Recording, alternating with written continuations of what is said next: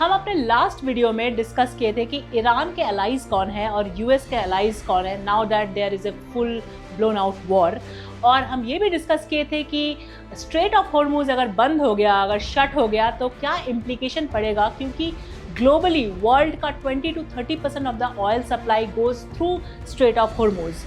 आज हम इस बारे में डिस्कस करेंगे कि यूएस ने जो ईरान के ऊपर अटैक कर दिया है तो किस किस जगह पे सबसे ज़्यादा इसका इम्पैक्ट पड़ा है और कहाँ सबसे ज़्यादा कैजुअल्टी हुआ है। अब बात करेंगे ईरान के बारे में। सबसे ज़्यादा स्ट्राइक्स ईरान के अंदर रिपोर्ट हुई है। तेहरान जो कि ईरान की कैपिटल है, वहाँ मल्टीपल एक्सप्लोजन्स रिपोर्ट हुए हैं और स्ट्राइक्स मेहराबाद इंटरनेशनल एयरपोर्ट के पास बहुत ज़्यादा सुनाई दिया गया है। रिपोर्ट्स के मुताबिक सुप्रीम लीडर के कंपाउंड, गवर्नमेंट बिल्डिंग्स और इंफ्रास्ट्रक्चर भी टारगेट हुए हैं, जिससे पावर कट्स और बड़े एक्सप्लोजन्स की खबर आई है। तेहरान के पास ही करज सिटी भी टारगेट बना, क्योंकि यहाँ सेंट्रीफ्यूज प्रोडक्शन फैसिलिटीज और मिलिट्री रिलेटेड साइट्स मौजूद है। दूसरी तरफ इस्फहान जो ईरान का बैलिस्टिक मिसाइल और न्यूक्लियर रिसर्च हब माना जाता है, वहाँ भी अटैक्स रिपोर्ट हुए हैं और स्ट्राइक सिर्फ इन सिटीज तक लिमिटेड नहीं थे। तब्रीज से लेकर साउथ ईस्ट ईरान तक मिलिट्री बेसेस, ऑयल रिफाइनरीज और फ्यूल डिपो को भी नुकसान पहुंचने की रिपोर्ट्स हैं। नेक्स्ट हम बात करेंगे कतर के बारे में। ईरान ने रिपोर्टेडली इन रिटेलिएशन मिसाइल्स और ड्रोन्स लॉन्च किए जो टारगेट कर रहे हैं अल उवैद एयरबेस, जो मिडिल ईस्ट में यूएस का एक मेजर मिलिट्री बेस है। इसके अलावा दोहा जो कतर की कैपिटल है, वहाँ भी रेजिडेंशियल एरियाज के पास इंसिडेंट्स रिपोर्ट हुए हैं। मार्च 2026 यानी कि इस मंथ में रास लफान और मसैद के गैस फैसिलिटीज को भी पोटेंशियल थ्रेट बनाया गया है। Next is Oman.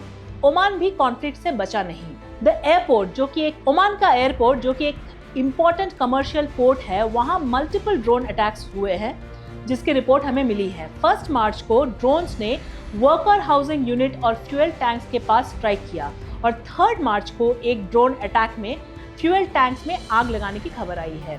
दूसरी तरफ सलाह पोर्ट के पास भी ड्रोन्स इंटरसेप्ट किए गए हैं। अब बात करते हैं यूएई का। यूएई के मेजर सिटीज भी टारगेट लिस्ट में है।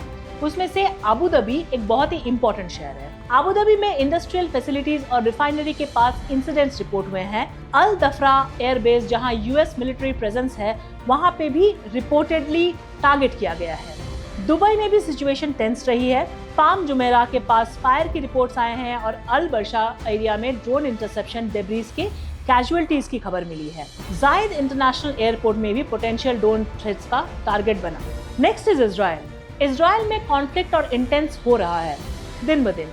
नॉर्दर्न इजराइल में हिजबुल्लाह की तरफ से रॉकेट्स और ड्रोन्स काफी बार लॉन्च हुए। इंपॉर्टेंट मिलिट्री लोकेशंस जैसे मिसगाव बेस और हाइफा पोर्ट को भी टारगेट किया गया है। तेल अवीव और सेंट्रल इजराइल पर ईरानियन बैलिस्टिक मिसाइल्स के स्ट्राइक्स रिपोर्ट हुए हैं और जेरूसलम के आउटस्कर्ट्स में बेत शमेश एरिया में एक मिसाइल स्ट्राइक से कुछ चीज़ें डिस्ट्रॉय होने की रिपोर्ट्स आई हैं। लेबनान।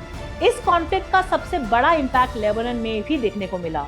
सेंट्रल बेरूट के होटल्स और रेजिडेंशियल बिल्डिंग्स में डैमेज हुए। नियर बाई एरियाज जैसे हजमे और बाबदा भी स्ट्राइक्स के रेंज में आए थे।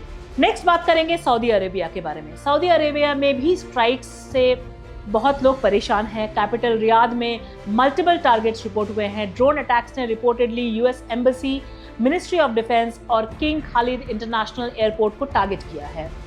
मिडिल ईस्ट का ये कॉन्फ्लिक्ट मल्टी कंट्री क्राइसिस बन चुका है। Iran, Israel, Qatar, UAE, Oman, Lebanon और सऊदी अरेबिया सभी जगह स्ट्रेटेजिक इंफ्रास्ट्रक्चर, मिलिट्री बेसेस और मेजर सिटीज टारगेट बन रहे हैं। अगर सिचुएशन और एस्केलेट होती है तो इसका impact global oil supply, energy prices और फाइनेंशियल मार्केट्स में इससे भी ज़्यादा इम्प्लीकेशंस के साथ पड़ सकता है। और इसी वजह से दुनिया भर के मार्केट्स और इन्वेस्टर्स अब मिडिल ईस्ट डेवलपमेंट्स को क्लोजली मॉनिटर कर रहे हैं। To know more, keep watching Good returns.